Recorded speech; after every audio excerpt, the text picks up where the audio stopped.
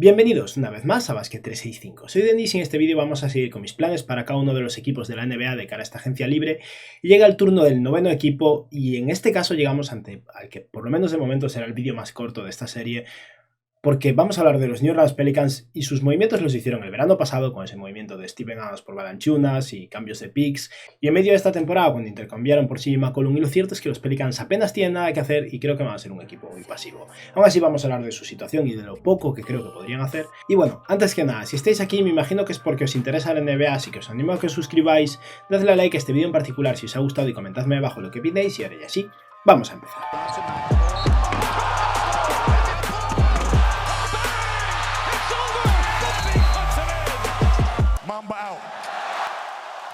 Es prácticamente imposible tener más continuidad de la que van a tener los Pelicans en este verano, porque de 15 huecos disponibles en la plantilla, 14 jugadores van a seguir bajo contrato y solo uno va a ser agente libre, así que es un equipo que va a tener poca flexibilidad, tiene un pick en la primera ronda, están cerca del impuesto de lujo y, como veréis ahora, las opciones son bastante limitadas. Los Pelicans están ahora mismo, según mis cálculos, a unos 7,8 millones de dólares del impuesto de lujo, y hay que ser realistas. New Orleans es un equipo que acaba de llegar a playoffs y tiene aspiraciones de ser un equipo más competitivo el año que viene, pero con la probable o posible extensión de Zion Williamson a la vuelta de la esquina, los Pelicans no quieren meterse en impuesto de lujo un año antes, porque una vez empiecen a pagar la Zion más Ingram más McCollum, el equipo va a ser muy caro y va a ser inevitable para ellos. Así que este año New Orleans va a hacer todo lo posible por evitar ese impuesto de lujo y no tienen margen de gasto. Y tienen disponible su mid-level de 10,4 millones de dólares, pero dado que están a 7,8 millones de dólares del impuesto de lujo, deberían gastar un poco menos. Y si a eso le sumamos que tienen el pick número 8, al que le corresponden de salario 5,4 millones de dólares, realmente los Pelicans tienen unos 3 millones de dólares disponibles para gastar, independientemente de que sea con la mid-level, con salario del mínimo del veterano o con una excepción de intercambio o con lo que sea. Así que es un equipo muy limitado, que tiene también los picks 41 y 53, puede que gasten parte precisamente en ese pick 41, posiblemente pagándole un contrato de unos 3 años con parte de su mid-level. Y en lo que respecta a sus agentes libres tienen 3, uno es Tony Snell, el único que estaba en contrato regular, y aparte de eso tienen a 2 jugadores en contrato dual, en Gary Clark, que ya no puede repetir contrato dual, ha finalizado su cuarta temporada en la NBA, y Jared Harper. No voy a hablar de ninguno de los 2 jugadores en contrato dual, simplemente hablaremos un poquillo de Tony Snell después. Así que ahora vamos a ver un poco qué es lo que necesitan los Pelicans, qué es lo que tienen ahora mismo, qué jugadores tienen en plantilla. Todos, básicamente. Y es que New Orleans es un equipo que tiene 14 jugadores ahora mismo bajo contrato, con CJ McCollum, Brandon Ingram, Jonas Valanciunas, Zion Williamson, Devonte Graham, Larry Nance Jr., Jackson Hayes, Garrett Temple, Kira Lewis, Trey Murphy, Billy Hernán Gómez, Herb Jones, Najee Marshall y por último José Alvarado, que tiene un contrato parcialmente garantizado, pero dado su rendimiento del año pasado va a tener su contrato garantizado. En lo que respecta a sus fortalezas y debilidades, creo que New Orleans está bien servido a nivel de creación entre Brandon Ingram, CJ McCollum, Valanciunas en el poste y Zion Williamson. Cuando vuelva debería estar sano y volver al principio de la temporada. Es un equipo que además tiene bastante munición si quieren hacer intercambios a largo plazo, tienen todos sus picks y controlan también algunos picks de los Lakers y de los Milwaukee Bucks, por lo que podrían hacer un movimiento todavía más potente que el que hicieron el año pasado por CJ McCollum. Son bastante potentes a nivel de juego interior con Valanciunas y desde luego más cuando vuelva Zion Williamson. No tendrían que tener ningún tipo de problema para anotar cerca del aro y para ser realmente peligrosos a nivel de rebotes ofensivos, pero carecen bastante de rebote defensivo. Es un problema para este equipo, lo ha sido toda esta temporada. La vuelta de Zion debería ayudar, pero en general es algo que tienen que pulir. Necesitan tiro y espaciado, especialmente cuando vuelva Zion Williamson. McCollum y Brandon Ingram junto con Devonte Graham son de los pocos triplistas buenos de este equipo. Tal vez Trey Murphy consiga establecerse como parte de la rotación y sea otro jugador que aporte en ese aspecto, pero les vendría bien un poco más despaciado. Y no es un equipo que tenga mucha intimidación y no creo que la vayan a tener mientras Valanciunas sea su center principal. Valanciunas es grande, es corpulento, es eficiente cerca del aro, es un buen reboteador, pero no es un taponador. Y Zion Williamson era un defensor muy interesante y prometedor en la universidad, pero desde su llegada a la NBA no ha sido el mismo y no esperaría demasiado por su parte. Hará tapones espectaculares, pero no es un auténtico intimidador. En lo que respecta a las necesidades de este equipo, creo que necesitan un guard de calibre titular. Lo más probable es que sea un base. Ahora mismo están jugando con CJ McCollum de base, pero lo ideal probablemente sería que McCollum juegue de escolta y tenga un base. Uno de esos jugadores capaces de tener un impacto sin tener el balón en las manos en todo momento, estilo Malcolm Brogdon, Lonzo Ball. Buenos defensores y pasadores capaces de tirar de 3, pero que no necesiten el balón para ser efectivos, porque al final entre Brandon Ingram, CJ McCollum y Zion Williamson no va a haber balón para ese base o escolta que consigan. Necesitan minutos de desarrollo para varios de sus jugadores jóvenes. Puede que a lo largo de este año jugadores como Kira Lewis empiecen a demostrar algo, Trey Murphy se gane minutos en la rotación, Herbert Jones siga mejorando, Jackson Hayes, que tuvo minutos interesantes la temporada pasada, siga mejorando, incluso José Alvarado nos demuestra algo más a nivel de consistencia ofensiva, no solo sus robos de ninja, que son espectaculares. Y por último, y una cosa clave para este equipo, va a ser integrar a Zion Williamson. Los Pelicans tienen un entrenador nuevo, una cultura defensiva que están intentando construir muy interesante, y un equipo donde su ala pívot era Herbert Jones, que es un muy buen titular y va a tener que retener de titular, aunque sea de alero, y donde integrar a Zion va a ser complicado. El impacto ofensivo de Zion Williamson se va a hacer notar, pero habrá que ver qué pasa con él y cómo lo hacen funcionar, y si el bajón defensivo no es muy grande al tener que básicamente eliminar a un defensor de la rotación para incluir a Zion Williamson. Ahora vamos a hablar entonces de qué pueden hacer con sus agentes libres, o en este caso con su agente libre, y ese es Tony Snell, y lo que pueden hacer con Tony Snell es dejar que se vaya. Tienen 14 huecos ocupados y tienen el pick número 8. Podrían utilizar este pick del draft, podrían intercambiarlo, pero lo intercambian o no, deberían tener un pick de primera ronda probablemente, o como mínimo conseguir algún jugador bueno a cambio de ese pick número 8, por lo que no hay cabida para Tony Snell y puede que tengan que generar espacios moviendo a Devonte Graham o tal vez a Garrett Temple o alguno de sus jugadores menos importantes en la rotación. Y es cierto que los New Orleans Pelicans ahora mismo no tienen jugadores a los que renovar, pero sí que tienen 4 jugadores que ahora mismo cualifican para una extensión de contrato, así que vamos a hablar un poco de cada uno. En primer lugar tenemos a CJ McCollum. McCollum podría extender su contrato este verano con los Pelicans, pero acaba de llegar al equipo, tuvo muy buena pinta, eso es verdad, pero tiene 2 años de contrato por delante y es un jugador que supera la treintena ya y que cobra mucho. Yo si fuera los Pelicans no me preocuparía de esto en absoluto, le daría un año más al experimento de CJ McCollum en New Orleans y ya el año que viene, cuando todavía queda un año de contrato para McCollum, podrán decidir qué hacer con él. Y luego está el caso de Jackson Hayes, un jugador que fue drafteado a la vez que Zion Williamson y en consecuencia este año puede firmar su extensión de contrato de novatos, queda un año más de contrato de Jackson Hayes cobrando unos, creo que $7 millones más o menos, pero tras eso podrían extenderlo o no. Hayes ha tenido problemas con la ley, un impacto muy interesante al final de la temporada y tiene un rol muy ambiguo porque como más ha destacado ha sido como ala pivot defensivo, versátil y muy atlético, y Zion Williamson es un ala pivot. Así que yo personalmente no llegaría a un acuerdo de una extensión con Jackson Hayes. No sé lo que querrá Hayes, no está en posición tampoco de pedir mucho y al mismo tiempo New Orleans no creo que deba atarse a él a largo plazo de momento. Va a ser agente libre restringido dentro de un año y ahí podrán tomar una decisión, pero creo que es importante que descubran si realmente puede convivir o coexistir de algún modo con Zion Williamson o si no, porque de no ser así no tiene mucho sentido pagarle para luego intentar librarse de él. Un jugador que creo que sí que es interesante que intente renovar es Larry Nance Jr. Larry Nance llegó junto con CJ McCollum en ese intercambio y es un refuerzo muy interesante que cobra menos de $10 millones y que puede firmar una extensión. Nance no tuvo un impacto al principio porque estaba lesionado, pero en el cierre de la temporada y en los playoffs demostró lo que aporta, que es versatilidad defensiva a un equipo que lo necesita, algo de capacidad de pase, un jugador que puede jugar de ala pivot y de center y alguien que es capaz de tirar un poco de 3. Y creo que por ese salario de unos $10 millones Nance es muy interesante. No es una garantía que vaya a acceder a una extensión de contrato, pero yo le ofrecería un contrato en ese rango de la mid-level y le ofrecería una extensión de tal vez un par de años aparte de su año actual, con incluso la opción de que el último año sea parcialmente garantizado o sea opción del jugador, para conseguir retener a Larry Nance por lo menos un año más por unos $10 millones. Creo que una extensión de eso, 2 años, 21 millones, podría ser suficiente y si no, no pasa nada, ya lo verán a lo largo de la temporada, no es el fin del mundo, pero si consiguen renovarlo barato es un jugador interesante. Y ahora llegamos a lo más importante de este vídeo, que es Zion Williamson. Zion es un jugador único, súper abrumador a nivel físico y con un impacto enorme a nivel ofensivo, aunque con bastantes carencias defensivas, y es un jugador que ha estado muy lesionado en su carrera. Esta tercera temporada se le ha perdido al completo y ese físico de 1,98 m de altura y 228 kilos de peso preocupa a nivel de salud y de longevidad de su carrera, ¿no? Pero es cierto que el Zion Williamson del año pasado fue espectacular y es el jugador que puede marcar la diferencia para los Pelicans. Si Zion se mantiene sano es el jugador que los puede hacer un equipo de campeonato, de no ser así la situación es complicada. Y por eso estas negociaciones de extensión de contrato van a ser complicadas. En primer lugar, para que entendáis un poco por qué al final New Orleans probablemente tendrá que pagarle un máximo a Zion Williamson, vamos a recordar lo que hizo en su temporada pasada con 20 años de edad en su segundo año en la NBA, y es que Zion Williamson con 20 años promedió 33 minutos de juego, 27.7 rebotes, casi 4 asistencias, que no está nada mal, casi 8 tiros libres intentados con un 61% en tiros de campo y un 70% en tiros libres. O sea que Zion promedió 27 puntos con un 61% en tiros de campo y era imparable cerca del aro. Tiene ahora 21 años, se acerca a los 22, o sea que sigue siendo muy joven y todo depende de su salud, pero a la hora de negociar con él no pueden ofrecerle poco.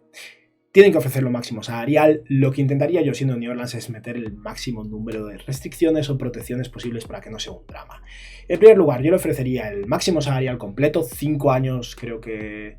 178 millones de dólares o algo así, si no recuerdo mal, pero intentaría proteger una parte de ese dinero con bonus, un poco similar al caso del contrato de jugadores como Jaylen Brown, que tenga un bonus de 1 millón y medio de dólares, por ejemplo, por X partidos jugados, por jugar más de 60 partidos en una temporada, y tal vez otro bonus de condición física, por ejemplo, de X porcentaje de grasa corporal, o bueno, estar por debajo de X porcentaje de grasa corporal, es algo que existe, Marcus Smart, por ejemplo, lo tiene, para intentar como mínimo proteger unos 2 millones y medio del salario total de Zion Williamson con ciertos bonus que tendría que alcanzar, y de ese modo reducir un poquillo ese máximo salarial. Y tras eso, intentaría que como mínimo no sea el típico máximo salarial de 5 años, siendo el quinto año opción del jugador. No creo que puedan conseguir con Zion un Exhibit 3, ese típico contrato protegido por lesiones repetitivas, como firmó Joel Embiid en su primer gran contrato, o Jonathan Isaac, pero como mínimo tal vez puedan conseguir que el último año sea no opción de Zion Williamson, tal vez opción del equipo, o como mínimo un contrato con la mitad de salario garantizado y que dependa del equipo. Y de ese modo, si Zion está bien, se aseguran a Zion por 5 años, como premio un poco por pagarle por adelantado mucho dinero, y si está mal, podrían cortarlo y en vez de pagarle 35 millones, pagarle 18. Es una barbaridad igual, pero es una pequeña protección para el equipo. No creo que puedan hacer mucho más, son pequeñas victorias, pero como mínimo reduce ese salario garantizado tal vez de esos 170 y algo millones a unos 160 o algo así, y con ese último año no garantizado del todo, pues 140 y algo millones. Es una barbaridad igual, pero Zion lo vale si está sano, y es un riesgo que creo que van a tener que correr los Pelicans. Si Zion no accede a una extensión de contrato, tocará hablar de moverlo. Pero en este vídeo no vamos a hablar de esto, es algo que hablaremos si realmente no pasa de verdad. Y ahora vamos a ver la plantilla con 14 jugadores ya cubiertos antes de hablar de ese pick número 8 y luego de posibles intercambios para ese pick. Los Pelicans tendrían a este momento a CJ McCollum como base titular, con Brandon Ingram de escolta, Herbert Jones de alero, Zion Williamson de ala pivot y Jonas Valanciunas de center. Si necesita más tiro, tal vez podrían incluir en el quinteto titular a Trey Murphy en vez de Herbert Jones, pero Jones ha jugado tan bien y es tan bueno a nivel defensivo que me parece difícil imaginármelo fuera del quinteto titular. Y luego desde el banquillo tiene muchos jugadores pequeños, con Devonte Graham como base suplente junto con José Alvarado, Kira Lewis, que fue un pick de lotería hace un par de años y tenía el ligamento cruzado roto pero debería volver, Garrett Temple, Trey Murphy, Najee Marshall, Larry Nance, Jackson Hayes y Billy Hernán Gómez. Si New Orleans quiere generar un poco de flexibilidad salarial, ahorrar un poco de dinero o simplemente cambiar un poco la plantilla, debería intentar plantearse mover a Devonte Graham o a Garrett Temple o posiblemente a Kira Lewis. Pero el salario de Graham no es terrible, pero no es bueno, por lo que no es fácil intercambiarlo. Y Kira Lewis viene de una lesión complicada, siendo un jugador que se basa fundamentalmente en su capacidad atlética y que ha demostrado muy poco, así que su valor tampoco creo que vaya a ser muy grande. Y bueno, Garrett Temple es un veterano que cobra 5 millones que podrían mover. O sea que no hay mucha flexibilidad, no hay mucho que hacer, y de entrada creo que New Orleans debería utilizar su top pick del draft y ya está, y ahí terminar su agencia libre, intentar acertar con la segunda ronda y ver si consigue un jugador interesante que podría dar cabida a eso, a mover a largo plazo a Garrett Temple y poco más. Y es que en este pick número 8 del draft los Pelicans todavía podrían seleccionar a jugadores bastante interesantes. En primer lugar, si ha caído hasta aquí, lo veo descabellado, pero no imposible, creo que New Orleans debería draftear a Shadon Sharpe. Ni siquiera es que encaje de maravilla aquí, podría ser el escolta del equipo con Brandon Ingram de alero y CJ McCollum de base posiblemente, pero la idea de Shadon Sharpe y de la capacidad atlética y el potencial que tiene en el pick número 8 vale demasiado la pena. Podría salir mal y si sale mal, bueno, han perdido un pick que posiblemente ni siquiera contaban con tener, dado que lo más probable es que fuera un pick de los Grizzlies porque se lo habían intercambiado a los Lakers y tuvieron la suerte de que los Lakers fueron un desastre este año y cayeron en el top 10 del draft. Así que probar suerte con Shadon Sharpe y que si sale bien sea el jugador que complemente a un nivel increíble a Zion Williamson, a Brandon Ingram y a ese núcleo joven con una capacidad atlética enorme, vale la pena. Y si sale mal, pues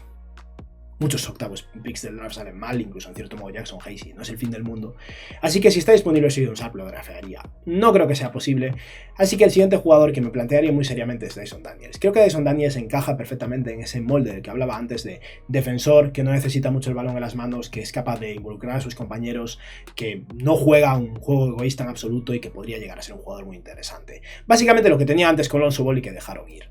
El problema con Dyson Daniels de entrada es que no es un buen tirador de 3, por lo que no ayudaría muchísimo a nivel ofensivo, pero creo que es un jugador que encajaría muy bien en los Pelicans y que deberían plantearse muy seriamente de draftear si está disponible. Estamos hablando de un jugador que con G-League Ignite promedió 11 puntos por partido, 6 rebotes y 4 asistencias, mide 2 metros, es un buen defensor, solo tiene 19 años y bueno, ha promediado un 26% de sus tiros de 3, eso es un problema, pero tal vez vaya mejorando con el tiempo. Y si ninguno de estos dos jugadores está disponible, un tercer jugador más complementario en ese rol típico de 3&D es Benedict Mathurin y creo que sería interesante. Mathurin es un jugador de 2 años de experiencia en la universidad, pero muy joven, de 19 años, que mide 1,98 m con una envergadura de 2,06, es un defensor competente, tampoco increíble, pero competente, y que ha promediado casi 18 puntos por partido este año en la universidad, tirando 6,1 triples por partido con un 37% desde 3. Al final la idea de Mathurin es que sea un 3&D de entrada y que poco a poco vaya evolucionando y convirtiéndose en un jugador que sea capaz de aportar más, y creo que en New Orleans en ese rol de escolta o posiblemente alero podría empezar saliendo desde el banquillo y cumplir un rol un poco al estilo Kentavious Caldwell-Pope posiblemente, y con suerte evolucionar hasta ser mucho más, dado que tiene 19 años y todavía podría seguir mejorando. Y con esto hemos realmente terminado ya con mis planes para los New Orleans Pelicans. Yo me quedaría aquí, pero sé que muchos os vais a quedar con ganas de más porque es al final el vídeo más escueto que he hecho de momento. Así que como mínimo voy a plantear 3 hipotéticos intercambios que podrían ser interesantes si New Orleans quisiera mover ese pick número 8.